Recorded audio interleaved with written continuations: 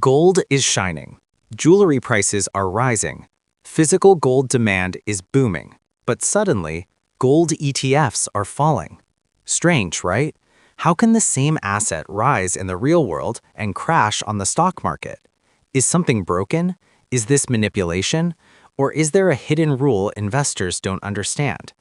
Today, we expose the silent disconnect between paper gold and real gold, and why millions of investors are panicking for the wrong reason. For centuries, gold has been the ultimate safe haven. During wars, inflation, economic collapses, people run toward gold. And in 2024 to 2025, history repeated itself. Rising global tensions, weak currencies, high interest rates, physical gold prices moved up, but at the same time, gold ETFs, digital versions of gold, underperformed. Some even fell more than expected. This created confusion because investors believed ETFs move exactly like physical gold.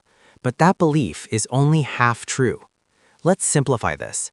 Physical gold is like owning a house. You touch it, you store it, you own it directly. Gold ETFs are like owning a rent receipt of that house. You don't hold gold, you hold a financial claim. Now here's the key problem. ETF prices depend on investor demand, stock market sentiment, liquidity, trading volumes, not just gold prices. When markets become unstable, big institutional investors sell ETFs quickly. Why?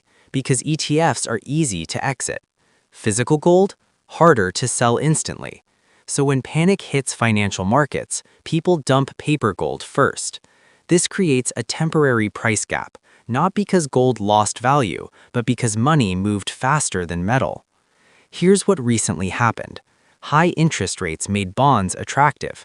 Stock volatility increased fear. Foreign investors pulled money out, so large funds began exiting gold ETFs. Mass selling triggered price drops. Algorithms amplified the fall. Retail investors saw red charts. Panic started. But behind the scenes, jewelry demand stayed strong. Central banks kept buying gold. Physical supply remained tight. Two realities existed at once: paper gold falling, real gold holding strength. This wasn't a gold crash, it was a liquidity shift. This disconnect reveals something dangerous. Many investors treat ETFs like physical assets, but they behave differently during stress. ETFs react instantly. Physical gold reacts slowly. Understanding this difference protects you from emotional decisions, selling at panic bottoms, buying at hype tops. Smart investors use this gap as opportunity, not fear. So here's the truth. Gold didn't fail. Your expectations failed. ETFs are tools, not replacements for real assets. Short-term volatility doesn't mean long-term destruction. In fact, every major gold bull cycle had moments like this, where paper markets shook before metal markets surged. History doesn't repeat, but it always rhymes. So tell me in the comments, would you trust paper gold or real gold during a financial crisis? Let's discuss.